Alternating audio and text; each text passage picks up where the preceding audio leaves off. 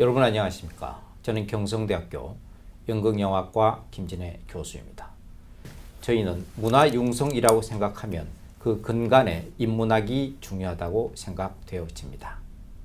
오늘 인문학과 문화융성 이런 주제를 놓고 토론을 해보도록 하겠습니다. 먼저 오늘 출연하신 게스트 선생님들 소개하겠습니다.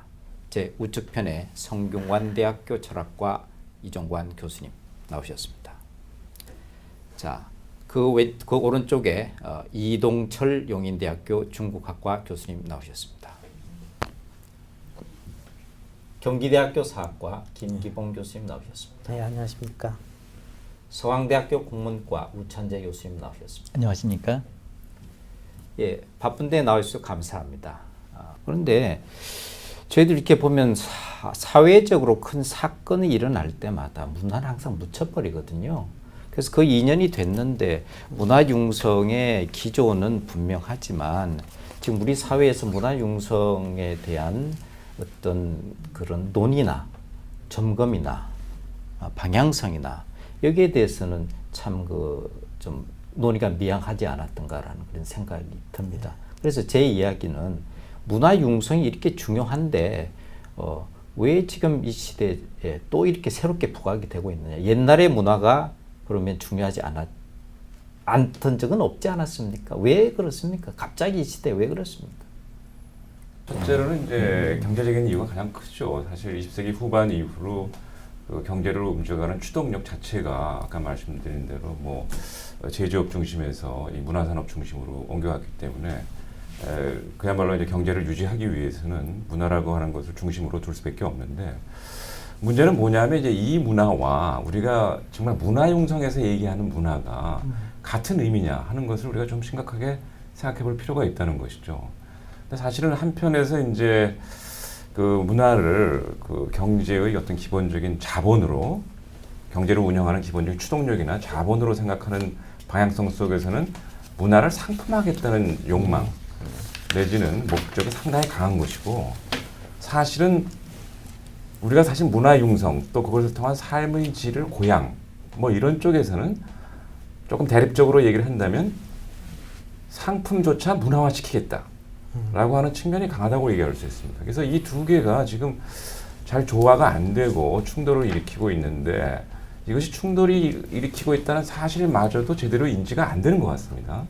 그리고 그것이 이제 커다란 고인 문화융성이라는 구호 앞에 묻혀버리고 그것이 이제 정책 홍보라든지 이런 차원에서 일이 추진되다 보니까 실질적으로 우리가 무엇에 중점을 두고 어떤 방향으로 문화를 이끌어가야 될지에 대해서 아무도 제대로 얘기하고 있지 못하는 이런 처지라고 할 수 있는데 얘가 조금 딴 데로 흘렀습니다만 뭐 이런 의미에서 이런 자리가 상당히 소중하다고 할 수가 있겠습니다. 얘기가 지금 딴 데 흐른 게 아니고 제대로 진행이 되고 있습니다. 다행이네요. 왜냐하면은 지금 지적하신 대로 문화하고 문화융성의 어떤 산업적인 측면하고 구별하지 않는 듯한 느낌이 좀 많이 들기 때문에 그런 지적은 대단히 소중한 거라고 생각이 되고요.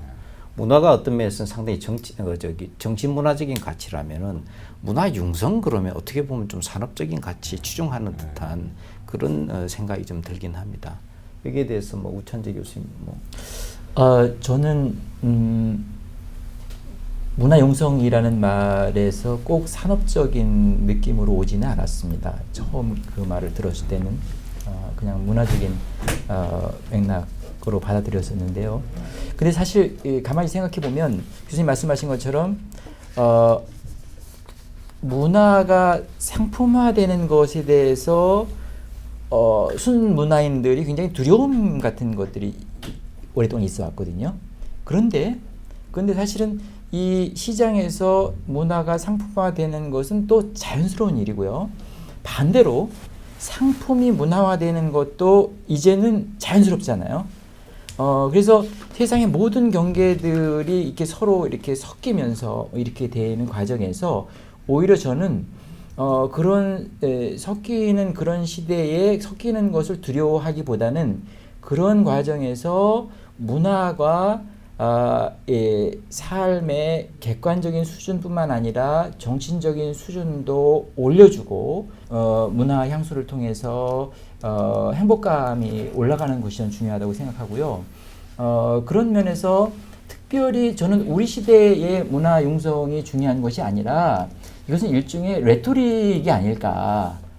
이전에도 우리가 사실은 문화부가 생긴 이후에 뭐 그 계속 문화체육관광부 이런 이름이 바뀌긴 했습니다만은 문화에 대한 그 논의가 있어 오긴 했지만 이제 이번 정부에서 4대 국정기조로 내세우면서 좀 더 강화된 느낌은 있긴 하지만 그것이 특별한 거라기보다는 저는 이제 그냥 잘 모르는 사람 입장에서는 한류라든지 뭐 이런 것들이 좀 먹히고 있으니까 그것을 조금 더 어떻게 하겠다라는 생각에서 나오지 않았을까 처음에는. 근데 이제 준비가 미비한 상태에서 내세운 일종의 레토릭이었다고 하더라도 그게 잘 되면 좋은 거니까 어떻게 하면 그러면 정말 진정한 문화융성 시대를 우리가 열 수 있을 것인가 하는 것을 이제 하다못해 우리 세종대왕의 지혜까지 우리가 좀 빌려다가 좀 같이 좀 모색해리지 않을까 그런 생각을 합니다.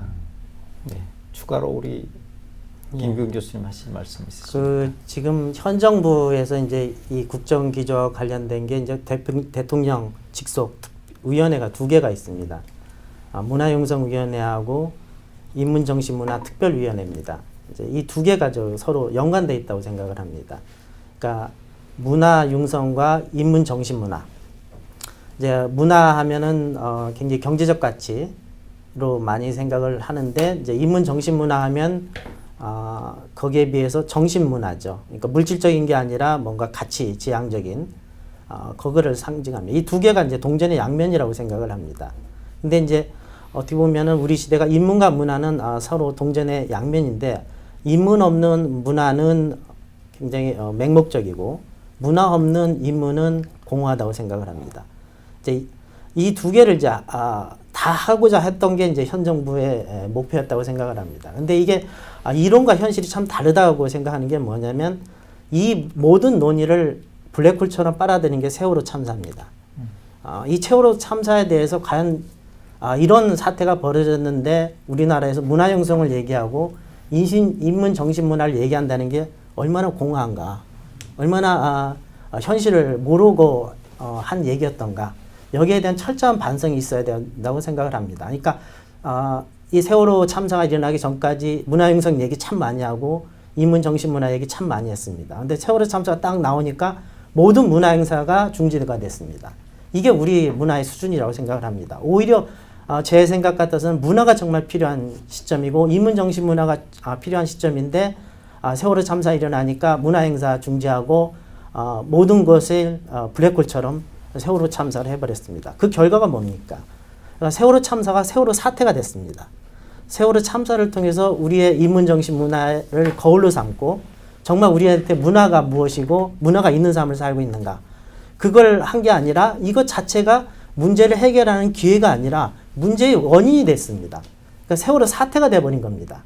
자, 이거에 대한 철저한 반성을 하고 난 다음에 지금 정부가 문화융성과 인문정신문화를 국정기조로 해야 된다고 생각을 합니다. 그렇지 않으면 전부 다 수사고 어떻게 보면은 이게 과연 현실적으로 국정기조를 실행할 수 있는가, 진짜 현실 문제에 대해서 이게 해결 방안을 갖고 있는가, 정말 이것이 화두로서 가치가 있는가, 여기에 대한 철저한 반성을 하고 한번 새 출발을 할 때만이 저는 문화융성과 인문정신문화 진흥이라는 게 실질적 가치를 갖는다고 생각을 합니다. 네, 좋은 말씀 해주셨는데 논란거리를 좀 제공하시는 것 같습니다. 그 세월호 참사 때 정부에서는 공연을 하지 말라라고 이야기하고 공연하는 분들은 무슨 소리냐, 이 문화로 치유를 해야 되는 거 아니냐. 그리고 한 달, 2달 공연을 하지 못하면 생계에 지장이 있다. 그럼에도 불구하고 공연은 진행되지 못했습니다. 그런 지적을 하시는 것 같고 또 이런 세월호 참사가 왜 생겼느냐. 그러면 사실은 우리 인문교육의 부재, 윤리의 부재, 도덕의 부재 이런 문제가 나오기 때문에 인문학자들의 역할이 굉장히 큰데 그런 목소리는 전혀 들리질 않았습니다. 여기에 대해서 이 교수님 한번 말씀해 주십시오. 글쎄 이 뭐 여러 가지 사실은 이제 그런 뭐 비극인데 그런 걸 통해서 아까 지금 김 교수님 얘기한 것처럼 어떤 것을 다시 되짚는 기회를 삼아야 되는 거거든요. 그 다음에 문화라고 하는 건 그런데 아주 중요한 것은 돈이라든지 이런 것도 중요하겠지만 사실은 어떻게 보면 게으르다든지 여유라든지 이런 게 중요하거든요. 그 다음에 빨리 가는 것만이 아니라 잠깐 쉰다든지 그리고 내가 왜 여기 뛰어왔지?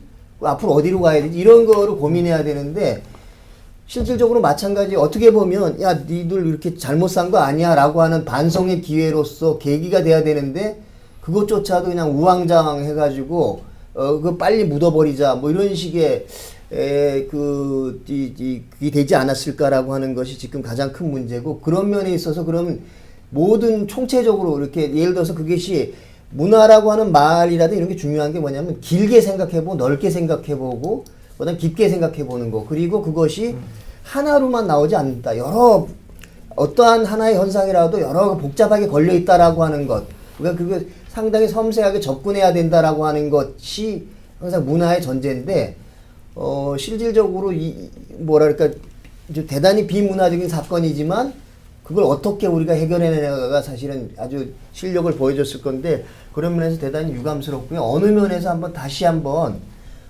그걸 이제 오늘 모르겠습니다. 어느 정도 얘기를 진행해야 되고 얼만큼 어떻게 진행될지 모르지만 그런 면은 다 조금 많이 얘기 나누는 것 이게 중요한 게 아닐까 생각됩니다. 그러니까 이동철 교수님께서는 우리 국민들이 문화 의식, 그 문화를 대하는 사고 방식도 좀 우리가 다르게 생각을 해야 된다. 뭐 그렇게 말씀하신 걸로 들리는데. 그리고 제가 이제 사실 네. 뭐 얘기를 계속해야 되는데 네. 그 여러 층차가 있습니다. 층차가 있는 게 뭐냐면 국가라든지 정부 차원에서 문화에 대해 생각해야 될 차원이 있고요. 아까 민간에서 생각할 차원이 있고 개별 연구자라든지 개인이 문화를 접근하고 어떻게 그것을 생산하거나 또는 향유하거나라는 다양한 측면이 있는데 그것을 따로따로 좀 고민을 해야 될 문제가 있고 특히 저는 개인적으로 봤을 때 문화융성이라는 말은 했지만 그냥 장기적인 국가적 플랜이라든지 비전을 가지고 얘기를 한 건지 그거는 왜냐면 국가라고 한다고 한다면 적어도 10년, 20년 정도 내지는 한 30년 정도 걸릴 사업을 제시를 하고 일을 제시를 하고 거기에 대해서 투자를 하겠다는 이런 그림이 나왔어야 되는데 제가 보건대 그런 건 나온 거 없어요. 제가 한 말씀 드리면 네. 저는 어떤 나라의 비극적인 사건이 있을 때 문화 행사를 중지해라. 이 지점이 대단히 중요한 포인트라고 생각합니다. 이런 판단에는 문화는 먹고 사는 일과는 별개로 여기 또는 뭐 여유 있을 때 하는 어떤 것으로 그러니까 실제 생활과는 동떨어진 어떤 것으로 가정한 그런 생각인 것 같거든요. 이 세월호 사건 있고 한 2달쯤 후에 제가 어느 지방 단체에서 공연한 그 퓨전 뮤지컬을 봤습니다. 근데 그 공연하기 전에 세월호 때문에 자기네들이 하지 않으려고 했습니다만 자기네들이 고민해서 이 시대의 아픔을 같이 나누고자 좀 스토리텔링을 바꿔가지고 나왔습니다. 뭐 이렇게 하면서 그 전체적인 내용은 뭐였냐면 애도였습니다. 굉장히 잘 짜여진 애도 프로그램을 뮤지컬로 꾸렸더라고요. 저는 이게 문화의 힘이라고 생각하거든요. 그러니까 그런 일이 있을 때 그냥 하지 마라. 이것은 문화는 그저 이게 진지한 진지한 생활과는 동떨어진 어떤 여기의 영역이라고 제외시켜 놓을 때 하지 마라 그러는 것이고 기쁜 일이 있을 때 또 반대로 아주 슬픈 일이 있을 때도 문화적인 그것이 생활 안에 들어와서 우리 생활을 바꾸고 마음을 치유할 수 있는 어떤 것이 문화인데 그것을 그런 식으로 생각하는 것 자체가 이미 문화와는 거리가 먼 것이 아니었을까. 그래서 이런 점부터 저는 무슨 말씀을 드리고 싶으냐 하면 문화에 대한 기본적인 생각, 생활 속에 스며드는 문화 이런 쪽으로 우리가 좀 더 넓게 깊게 생각해야 되지 않을까 그런 생각을 합니다. 그러면 저기 이 문화부에서 그런 지시를 네. 내린 건 잘못됐다 이렇게 정리가 해도 되겠습니까? 네, 저는 그런 거 하면 안 된다고 거기에 생각합니다. 대해서 제가 좀 말씀드려요. 네, 저는 말씀하십시오. 사실 비판적이지만 그 부분은 이유가 있다고 생각합니다. 그건 우리 문화가 가지고 있는 어떤 특징을 좀 보여주는 거라고 생각합니다. 어떤 면에서 그러면 우리 문화는 사실은 우리 문화가 아니다. 사실 문화는 삶을 살게 해야 되는 그런 어떤 다이나믹을 제시해 줄 수 있고 치유 효과가 있어야 되지 않습니까? 네. 근데 사실 우리가 가지고 있는 현재의 문화가 치유 효과가 없다는 것을 반증해 준다고 봅니다. 오히려 이것은 향락적인 문화였기 때문에 정부 차원에서든지 사회적으로도 이러한 사건이 났을 때 허용이 안 되는 그런 문화였다는 걸 보여주는 거죠. 그래서 사실은 지금 우리가 가지고 있는 문화가 뭐냐에 대해서 이 기회를 통해서 네. 그 문화의 우리가 갖고 있는 문화의 속성 네. 그걸 한번 생각을 해봐야 되겠고요. 그래서 거기서 드러나는 것은 일단 우리의 문화는 소비적인 측면이 상당히 강했다. 향락적인 측면이 상당히 강했다. 그 부분에 치중되어 있었다. 그리고 그 대신 치유로서의 문화, 삶을 살게 하는 동력으로서의 문화, 그야말로 어떤 정말 어떤 힘이 점점 생성하는 뭐 예를 들어서 니체 같은 사람이 말하는 그러한 문화가 아니었다라는 것을 보여주는 결과가 아니겠는가 저는 그렇게 생각을 하고요. 그런 면에서 인문학자라든지 문화인들이 정부의 조치에 대해서 한편으로 비판을 해야 되겠지만 우리 문화가 뭐였는가에 대해서 스스로도 한번 성찰할 필요가 있다고 생각합니다. 그런 점에서 아까 이 교수님이 말씀하신 대로 문화 정체성 문제가 상당히 필요하다고 생각하는데요. 우리는 또 한편으로 문화 정체성에 대해 생각을 안 하는 것 같습니다. 지금 현재. 예, 약간 논란이 있는 부분이 있습니다. 여하튼 거기 선별적으로 허용을 해야 되느냐, 그렇지 않으면은 문화는 향락적인 것이기 때문에 무조건 해서는 안 되느냐, 뭐 그런 논란은 좀 있는 것 같은데요. 요 정도에서 이제 정리를 하면서 저도 저기 한 말. 말씀하시겠습니까? 더 하는 게 아니라 안 했는데. 네. 이게 지금 문화라는 말이 아마 우리가 갖고 있는 개념 중에서 가장 복잡한 개념입니다. 참 넓고 복잡해요. 한 2,000개 정도 뜻이 있다고 그러는데요. 그러니까 모든 곳에 다 문화가 붙을 수 있죠. 정치, 뭐 경제, 부엌, 성, 모든 게 다 문화거든요. 그러니까 문화는 가장 넓은 거고 또 문화가 가장 깊은 것일 수 있습니다. 가장 변하지 않는 게 또 문화입니다. 이게 하루아침에 되는 건 아니죠. 이제 문화융성이든 인문정신문화든 위로부터 이 돌진적으로 하는 것이 갖고 있는 한계가 분명히 있다고 생각을 합니다. 이제 이 측면이 하나가 있고 또 하나는 이제 문화라는 게 수준이 있느냐 없느냐는 건 좀 논란이 됩니다. 근데 이제 제가 세월호 문제를 했는데 우리가 얼마나 문화의 깊이가 낮은가 이 단면을 보여줬다고 생각을 합니다. 근데 가장 저는 이 세월호나 천안함 일어났을 때 가장 플래카드에 글귀로 나온 게 뭐냐면 영원히 기억하겠습니다라는 말입니다. 애도라는 거는 기억하는 게 아니라 잘 떠나보내는 겁니다. 그러니까 우리가 이게 저는 이게 주관적일 수 있습니다. 우리 문화의 수준이라고 생각합니다. 기억하는 한은 여기로부터 벗어날 수가 없습니다. 이게 뭐냐면 인간이라는 게 망각과 기억 사이에서 창조적 힘이 나오는 겁니다. 이제 이런 식으로 애도 문화를 했을 때는 저는 이거는 여기서 이 수렁에서 빠져나올 수 없다고 생각을 합니다. 이게 삶의 에너지로 되기 위해서는 영원히 기억하겠습니다라는 이런 자기적인 게 아니라 왜 이런 일이 벌어졌는가 그리고 우리가 어떻게 변해야 됐는가 이거에 하는 그런 방식의 그런 하나의 에너지가 저는 문화라고 생각을 합니다. 이런 측면에서 우리가 문화 융성이든 아니면 문화 정책에 대해서 근본적인 반성을 해야 된다고 생각합니다. 그러니까 처음에 세월호가 일어났을 때 그 이전과 그 이후로 한국 사회가 시대 구분을 해야 된다. 국가 개조를 해야 된다. 이제 어떻게 보면 진짜 우리가 문화 융성과 인문 정신 문화에 대해서 얘기할 때라고 생각을 합니다. 그러니까 이게 만약에 극복되지 않는다면은 세월호를 가지고 이것이 하나의 사태가 돼 가지고 그러니까 모든 블랙홀처럼 모든 정치, 문화, 에너지가 다 여기에 빠져버렸습니다. 그러니까 이걸 한번 심각하게 생각을 하고 우리가 한번 정말로 문화적인 삶을 산다는 게 뭔가 이런 식으로 한번 담론을 형성했으면 좋겠다는 게 제 생각입니다.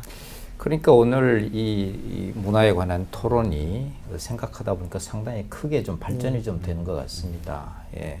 그래서 중요한 것이 바로 인문학이나 인문정신이 다시 대두되는 것이 아닌가라는 걸 생각을 하게 되거든요. 근데 최근에 제가 그 인터넷 포털 사이트에서 보니까 인터넷상에서는 굉장히 그 짧은 지식들, SNS랄지 단문들만 있는 줄 알았는데 아주 지식 강의가 넘쳐나고 있더라고요. 그래서 지금 이 디지털 시대에 어떤 인문학 열풍이 불고 있습니다, 우리 사회에. 그래서 이렇게 얼마 전까지는 참 찬밥 신세였던 인문학이 왜 이렇게 각광을 받느냐? 그 이유가 뭐 지금 문화융성 떠드니까 이렇게 대두가 되는 것인지, 그렇지 않으면 우리 시민들의 어떤 자각이 막 이렇게 자연스럽게 발로가 된 것인지, 여기에 대해서는 우리 이종관 교수님 어떻게 생각하십니까? 저는 거기에 여러 가지 이유가 있다고 보는데요.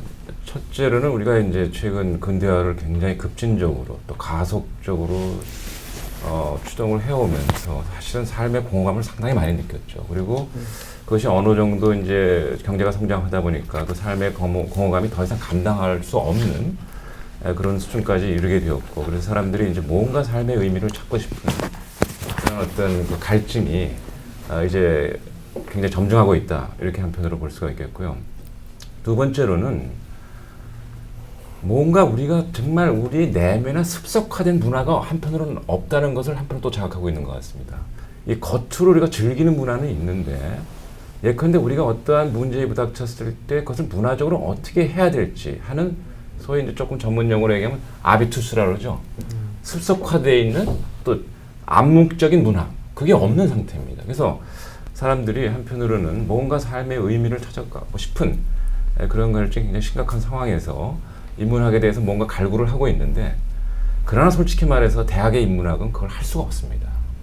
대학의 인문학은 거의 거세된 인문학이라고 해도 과언이 아니고요. 사실은 일반 대중과 소통할 능력도 없고, 그래서 어떻게 보면 박제화된 인문학이라고 저는 감히 말씀을 드리겠는데, 그렇기 때문에 대학에서는 이게 충족이 안 되니까 소위 말해서 인터넷이라고 하는 들판에서 지금 그것이 굉장히 그 불붙듯 일어나고 있고, 그러나 이것이 아까 말씀드린 대로 우리가 가지고 있는 문화라는 것이 무엇이어야 할까에 대한 어떤 나름대로의 어떤 그 어렴풋한 합의조차 없는 상황이기 때문에 상당히 혼란스러운 들판의 하나의 광경으로 펼쳐지는 것이 아닌가, 저는 이렇게 생각합니다. 그래서 지금 인문학 교육 강연 열풍이 불고 있다고 말씀드렸는데, 이종관 교수님 뭐 대학이 형편없다고 말씀하셨지만, 그래도 이 인문학 교육이나 강연이나 이런 것들이 모태가 말하자면 대학일 텐데, 이 대학에서는 그러면 어떻게 해야지 인문학 교육을 제대로 할 수 있을 것 같습니까? 그건 제가 먼저 좀 할 말씀하십시오. 얘기가 너무 많아가지고 너무 길게는 마시고. 네, 제가 길게 하면 악습이 있어서. 네. 첫째는 사실 지금까지 우리가 인문학자들이, 저희 선배 인문학자들은 고군분투하면서 해오셨다고 생각을 해요.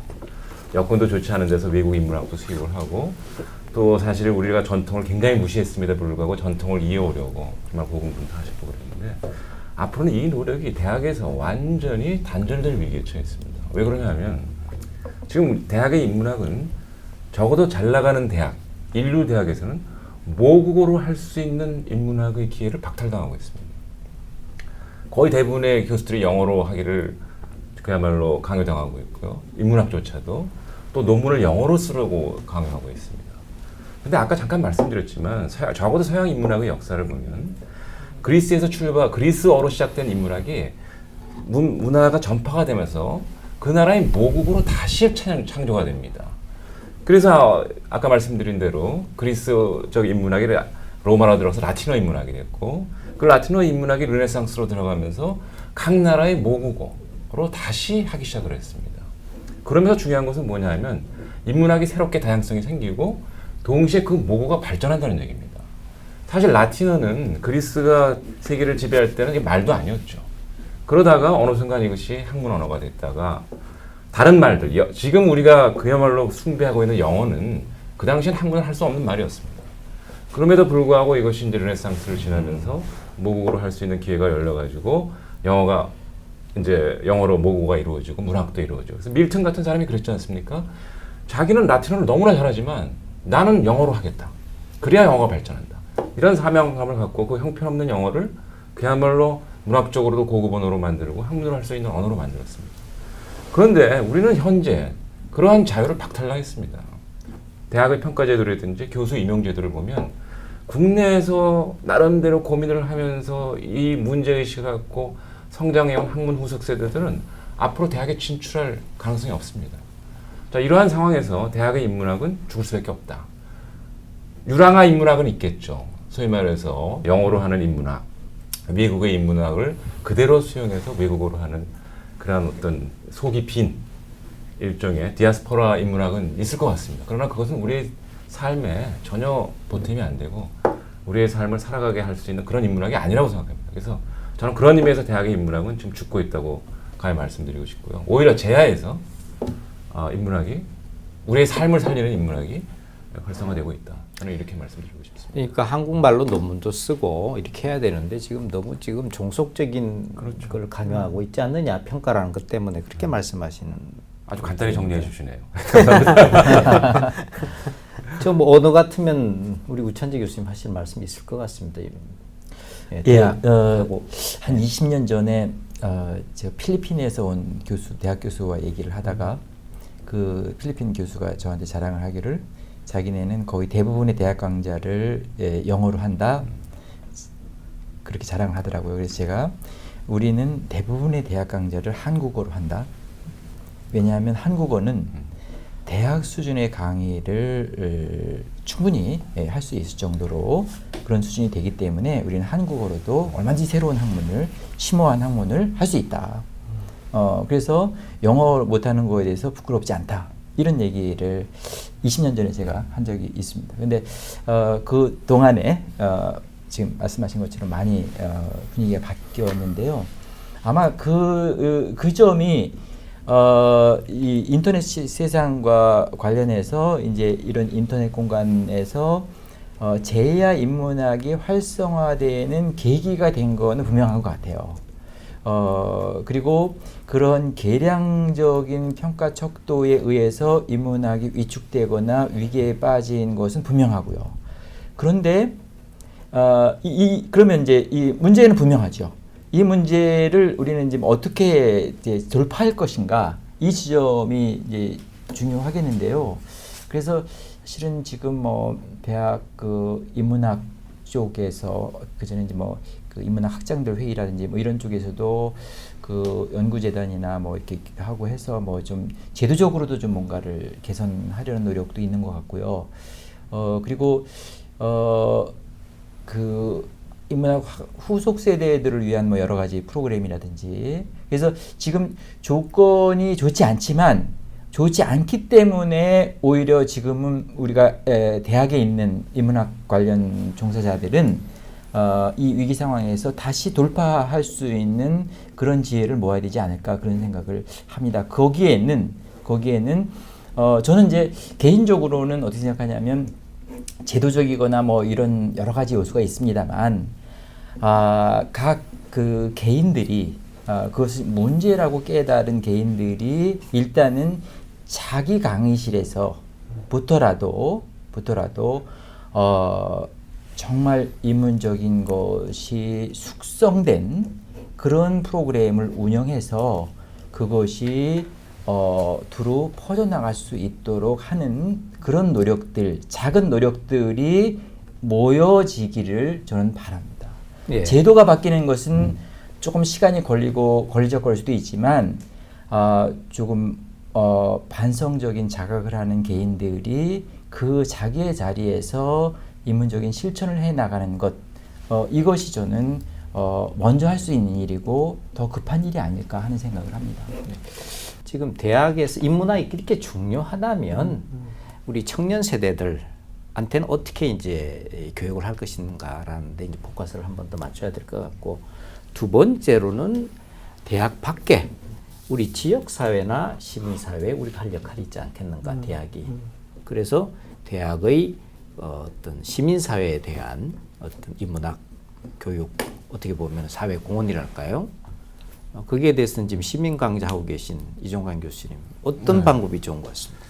첫째 이제 대학의 교양 교육에 대해서 그것이 갖고 있는 조금 위선적인 측면이라고 조금 말씀드리죠. 사실은 이제 대학이 교양을 위해서 교양 과목을 개설한다기보다는 인문학부를 축소시키기 위해서 다시 말해서 대학을 구조조정하면서 인문학과를 없애면서 그것을 좀 교양이란 이름으로 덮어 은폐시키는 그런 경향이 있습니다. 그래서 사실은 그 현재 대학에서 이루어지는 교양의 많은 것이 좀 그런 위장적인 측면이 있다는 것과 두 번째 현재 대학 교양 교육은 조금은 뭐냐 그러냐면 소비적인 측면이 있습니다. 그러니까 학생들이 기본적으로 가져야 될 교양을 가리킨다기보다는 학생들이 흥미를 갖게 하는 그런 주제를 가진 강의 위주로 설강이 되어 있는 그런 측면이 있기 때문에 이 점에 대해서 반성이 있어야 된다고 생각을 하고요.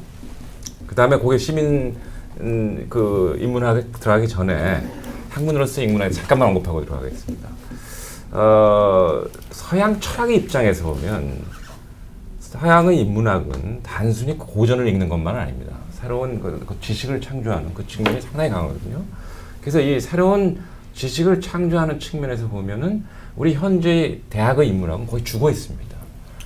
예컨대 역량이 있는 사람들도 자기 주장을 못하게 되어 있습니다. 외국 이론을 인용을 하든지 아니면 전통에 기대든지 둘 중에 하나인데 자기 이론을 얘기를 못하게 되어 있어요.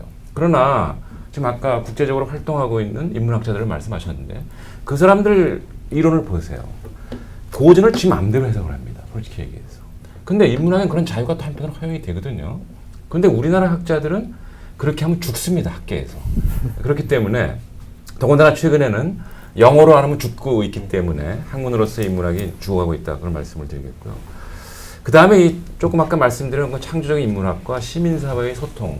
이게 서로 분리된 문제가 아니라고 봅니다. 아까도 말씀드린 것은 그랬지만 인문학은 궁극적으로 시민을 위한 인문학이어야 되고 그렇기 때문에 시민과 소통해야 되고 또 시민들이 어떠한 삶을 실천할 수 있도록 만들어줘야 되고 이런 인문학이 돼야 되는데 문제는 뭐냐면 적어도 대학에서 가르치고 있는 인문학이 시민들과 소통하기에는 그들의 삶에 들어가지 못합니다.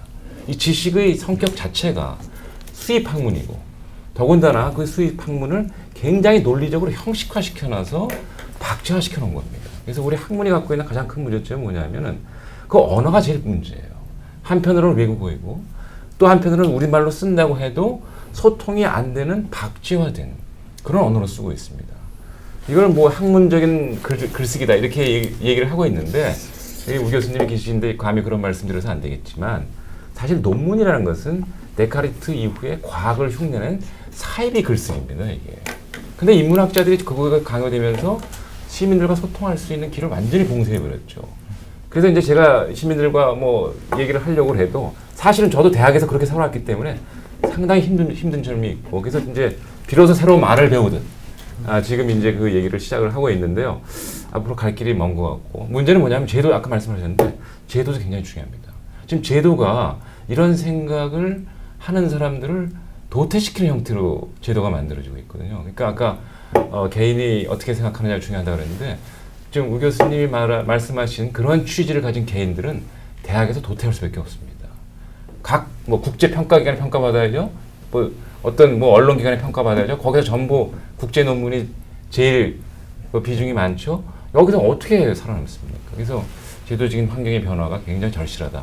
태생적으로 규제를 싫어하는 사람이지만 규제가 하나 필요하다면 저는 이런 규제에 대해서 생각합니다.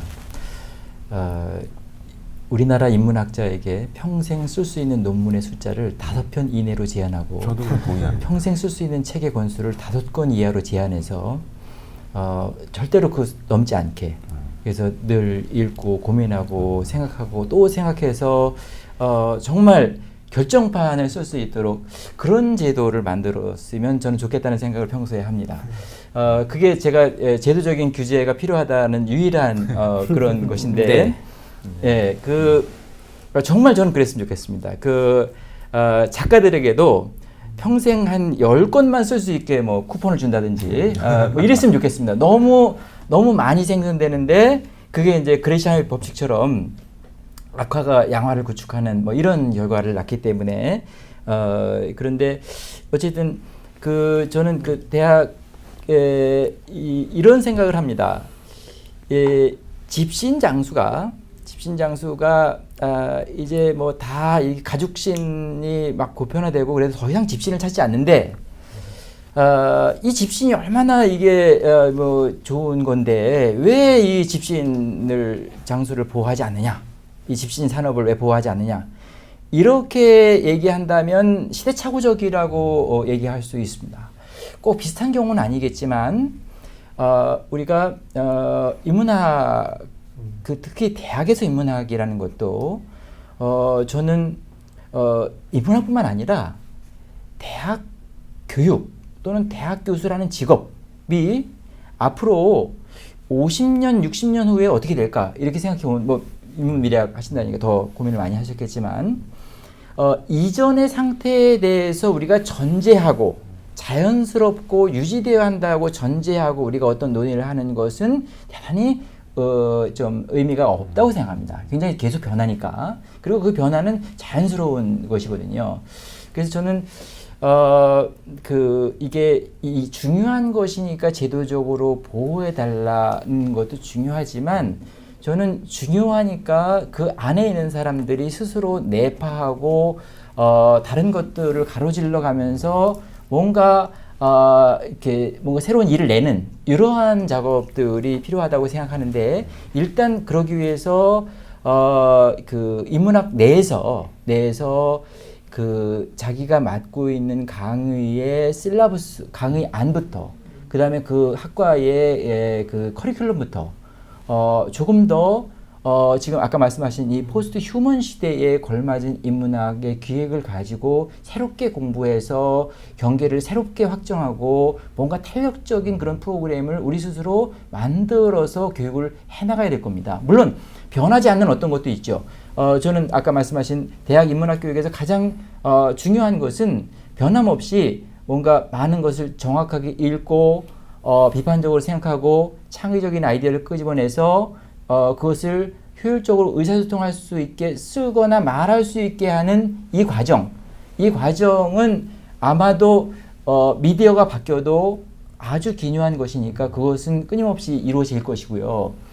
그런데 무엇을 읽고 토론하고 쓰느냐 하는 무엇에 대한 컨텐츠는 끊임없이 탄력적으로 갱신하고 혁신해야 인문학이 뭔가 살 수 있고 그 다음에 시민사회와 소통도 바로 그런 지점에서 소통할 수 있지 않을까. 그러니까 나의 고민만이 아니라 우리가 같이 나누어 가지고 있는 어떤 문제에 대해서 인문학자가 같이 아파하면서 고민을 나누고자 할 때 자기 지식과 지혜를 나누고자 할 때 시민들이 귀를 열지 그렇지 않을 때는 귀를 닫을 것이다. 잘 알겠습니다. 읽을 거 들을 거는 너무나도 많다 세상에. 잘 알겠습니다. 예. 지금 자연스럽게 지금 뭐 이 인문학 우리가 중요성 얘기했고 또 교육 어떻게 하고 시민사회하고 어떻게 하고 디지털 시대에 우리가 인문학 교육 어떻게 할 것인지까지 충분하진 않지만 이게 진행이 됐는데 이제 그렇다면 문제점을 많이 우리가 얘기를 했습니다. 실행을 해야 될 것 같습니다.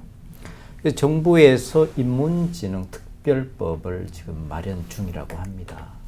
그래서 어떻게 보면 잘못하면 이게 순간적인 어떤 붐일 수 있기 때문에 정책적인 뒷받침이 필요하지 않느냐. 여러분들 교수님들 생각이 어떨지는 모르겠는데 그래서 어떤 분들은 기금 조성을 위한 재단도 만들어야 되고 또 인문정책연구원도 만들어야 되고 또 여러 가지 디지털 인문진흥원도 만들자 이런 이야기가 있습니다. 그래서 인문지능 특별법 제정의 방향성 큰 골격 정도는 말씀해 주실 수 있지 않겠는가 이 생각입니다. 어떤 김경 교수님? 근데 이제 기본 취지는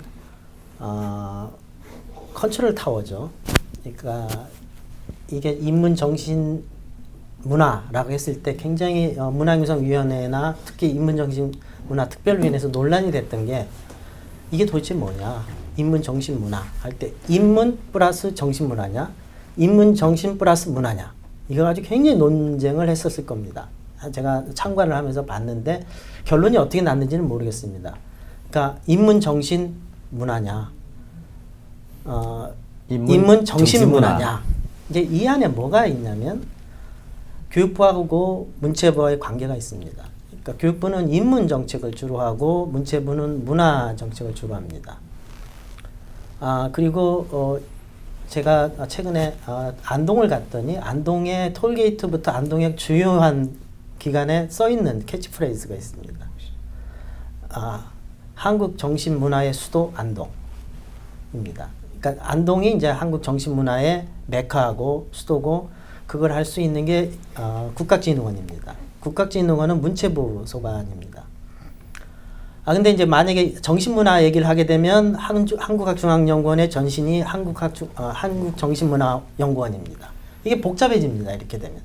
근데 제가 이런 말씀을 드리는 건 뭐냐면 이제는 인문학지능이나 모든 것에 대해서 컨트롤 타워가 필요하다. 그 다음에 예산이 기금을 통한 이걸 블록 펀딩이라고 그러는데요. 이렇게 통으로 주고 그걸 인문학자가 주체적으로 사용할 수 있는 방식으로 가야 된다. 근데 지금 인문학지능은 인문학자들이 주체가 아니라 상당 부분 대상으로 되어 있습니다. 그러니까 이걸 위해서는 뭔가 정부 부처 사이를 전체를 총망라해서 인문학 진흥원을 둬야 되고 그럴 수 있는 소프트웨어로 법이 있어야 되고 이제 이게 아마 제가 알기에 정책 방향이었던 것 같습니다. 근데 이게 얼마나 실현될지 어떨지는 모르겠습니다. 근데 굉장히 당위론적으로 말씀드리고 싶은 건 뭐냐면 우리나라에 많은 인문학 지능 기관들이 있는데 제가 생각하는 가장 이상적인 것은 한국의 정신문화든 인문정책이 어디로 가야 될 것인가에 대한 싱크탱크가 돼야 된다고 생각을 합니다. 근데 많은 부분에 싱크탱크 노릇을 하는 게 아니라 정부 기관의 손발 노릇을 하고 있는 경우가 굉장히 많습니다. 그러니까 인문학자가 머리가 되는 게 아니라 손발 노릇을 하고 있다는 거죠. 이런 모순을 해소하기 위해서는 뭔가 인문학자가 주체적으로 인문 정책에 대해서 큰 방향을, 큰 그림을 그리고 거기에 대해서 어떤 식으로도 집행할 수 있는 역할이 부여된다고 생각을 합니다. 이런 방향으로 저는 이 법이든 기관이 설립됐다면 가장 이상적이라고 생각을 합니다. 교수님 말씀은 인문학진흥원이 설립이 필요한데 그 역할은 띵크탱크 역할을 해야 된다. 예. 그리고 관료가 아니고 인문학자들이 그 장악을 해서 해야 된다. 그렇게 장악이라는 말은 표현이 좀 그렇습니다만. 비인문학적인 표현이고요. 네. 주체적으로 했으면 좋겠다는 겁니다. 고상하게 표현을 하십니다. 예. 예. 자, 그러면 여하튼 지금까지 뭐 국학진흥원이랄지 한국한중앙연구원이랄지 뭐 나름대로 인문학에 대해서 단체가 없었던 건 아닌데 유별나게 이 인문정신문화특별위원회 만들고 뭐 옥상옥인지 뭐 그런 데 대해서는 어떻게 생각하십니까? 이동철 교수님. 저는 사실은 그 김 교수님 말에 원론적으로 찬성하지만 과연 현실성이 있을까라는 생각이 있어요. 가만히 보니까 뭐냐면 이 중요한 것 중에 하나 큰 사고를 잘 못해요.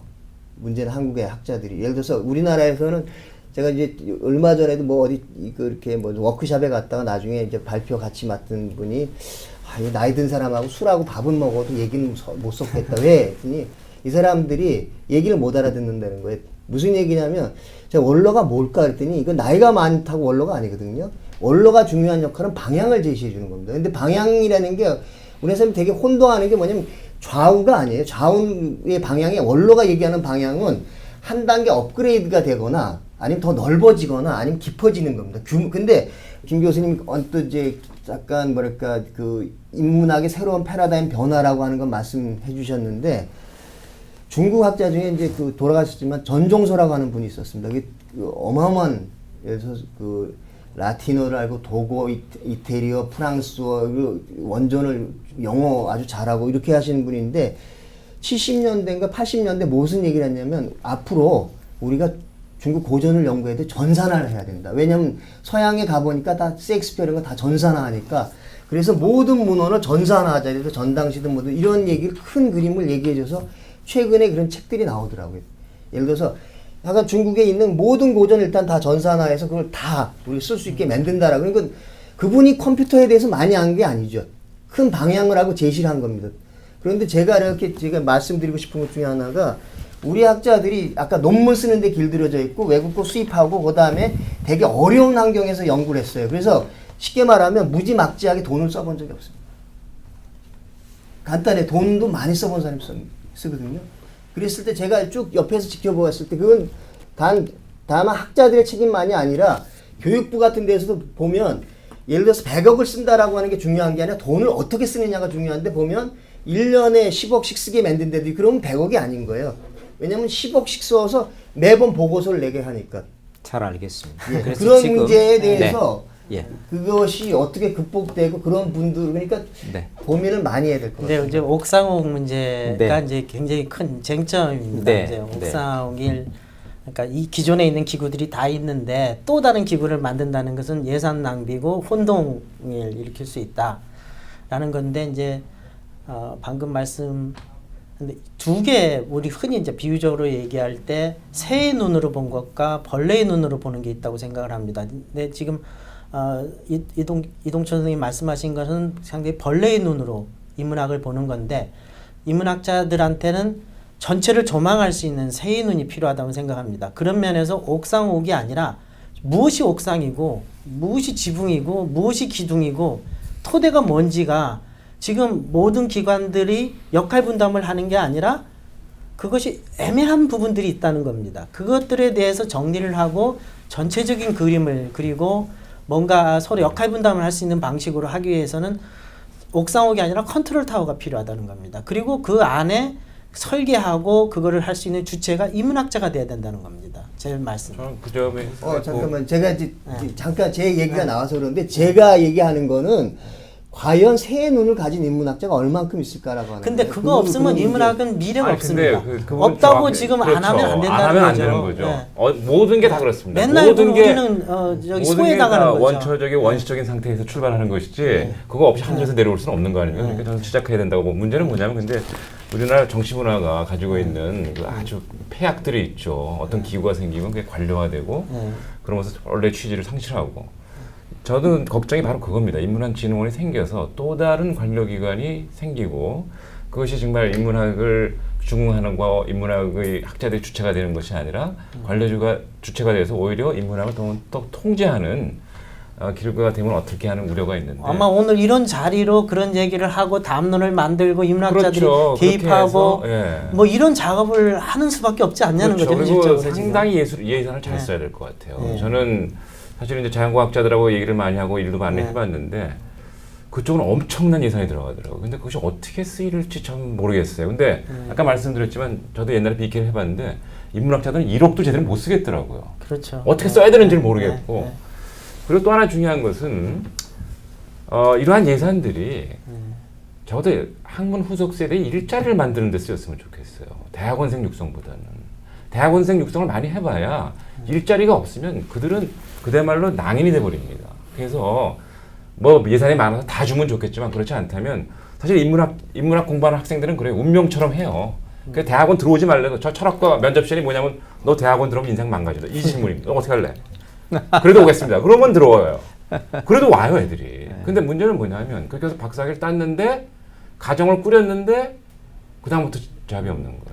그러니까 뭐 인문학 그 진흥원 만드는 것도 좋고 다 좋은데 정말 예산을 어디다 써야 될까라는 걸 진중하게 고민을 하고 특히 일자리를 만드는데 좀 집중을 해줬으면 좋겠고 대신 대학원 숫자는 적절히 관리해줬으면 좋겠어요. 자, 지금 이게 거의 막바지 되니까 뭐 토론도 좀 치열해지는 것 같은데 오늘 그 마지막 질문의 핵심은 인문정신문화 특별법 제정을 앞두고 있는데 방향성을 우리가 얘기하자 그 이야기지 않습니까? 그래서 일단 그 특별법 제정 찬성도 하시잖아요.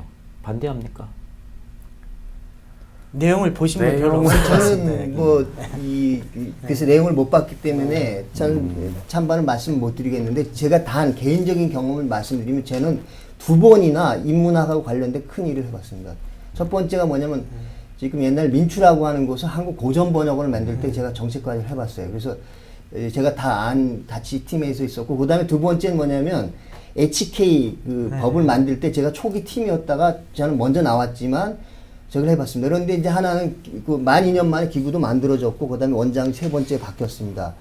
그런데 옆에서 계속 좀 관여해보면 어느 분이 오느냐에 따라서 확 달라지더라고요. 그다음에 또 그다음에 HK 진흥법도 처음에 의도하고 다르게 여러 가지 변수가 됩니다. 예를 들어서 뭐 지방에서도 우리도 먹여달라 그다음에 교육부들은 교육부 입장이 생기기 때문에 이러한 그걸 갖다가 제가 아까 부정하는 게 아닌데 과연 인문학에서 그런 얼마만큼 능력이 있는 사람들이 있을까라고 하는 것도 사실 고민해 봐야 되고 그렇게 법이라든지 제도는 제가 해보니까 좀 이렇게 쉽게 만드는 건 아니더라. 좀 저는 필요하긴 한데 그런 뜻에서 지금 말씀드린 근데 겁니다. 그런 법이나 하는데 지금 문제가 지금 이렇게 드러나 있는 건 인문학자들은 모릅니다. 자, 교수님 이게 얘기가 자꾸 길어지니까 저는 개인적 입장으로 봤을 때 뭘 진흥시키기 위해서 특별법을 만든다. 그럼 좋은 거 아니냐 이 생각을 가지고 있고요. 다만 운영의 문제가 중요하지 않느냐. 그래서 교수님 말씀하신 대로 인문학자들이 주체적으로 했으면 좋겠다. 그런 말씀. 예산은 많고 또 그 예산을 잘 써야 되고 예산이 일자리 쪽에 투입이 돼야 되겠다. 뭐 이런 방향성 큰 말씀들을 해 주시는 걸로 제가 이해를 하고 있습니다. 추가로 특별별 재정을 하기 위해서 방향성 큰 방향이나 이런 또 구체적인 정책 대안 생각하신 거 있으면 그 추가로 말씀 부탁드리겠습니다. 우 교수님 혹시 생각하신 거 있습니까? 저는 교수님. 조금 네. 추상적인 얘기가 될지 모르겠는데요. 일단 그 인문학자의 야성성을 보장해주는 그런 방향으로 법이 좀 제정됐으면 좋겠습니다. 법적 굴레가 지금 너무 많아가지고 또 제도적인 어떤 그 구석이 너무 많아서 인문학이 사실은 자유롭게 생각을 뻗을 수 없는 이런 환경에 서 있고, 또 하나 중요한 것은 인문학의 토대는, 또 우리 창의력의 토대는 모국어라는 사실을 정말 철저히 깨닫고 모국어의 발전과 함께 인문학이 발전하고 인문학의 발전과 함께 모국이 발전할 수 있는 이러한 상호작용의 요즘 유행하는 식으로 얘기하면 플랫폼을 만들어내는 게 제일 중요하기 때문에 이런 것이 특별법에 반영이 돼야지, 그렇지 않고 다른 목적으로 됐을 때 예를 들어서 뭐 한류 문화를 증정시킨다. 한류는 사실 제가 볼 때는 트렌드입니다. 그게 문화냐? 저는 아니라고 봐요. 그래서 패션이기 때문에 사실은 인문학의 심층이 확보가 된 다음에 그런 패션이 성립하는 것이지 트렌드가 성립하는 것이 그게 없기 때문에 인문학 특별법의 근본적인 목적은 그야말로 진정한 의미의 인문학적 야성성, 자유, 그 다음에 우리 모국어를 살리면서 동시에 인문학을 발전시키는 그런 방향이 되는 거라고 저는 생각합니다. 예, 결론적으로 우리 이종관 교수님께서 정리를 아주 잘 해주신 것 같습니다. 좀 학자들의 야성성을 좀 키워주고 그렇게 하자 그런 말씀이죠. 오늘 그 아쉬운 점이 참 많이 있습니다만은 오늘 토론 이 정도에서 마무리 짓겠습니다. 오늘 인문정신과 문화융성에 대해서 네 분 교수님들 모시고 말씀 나누었습니다. 대단히 감사합니다. 수고하셨습니다.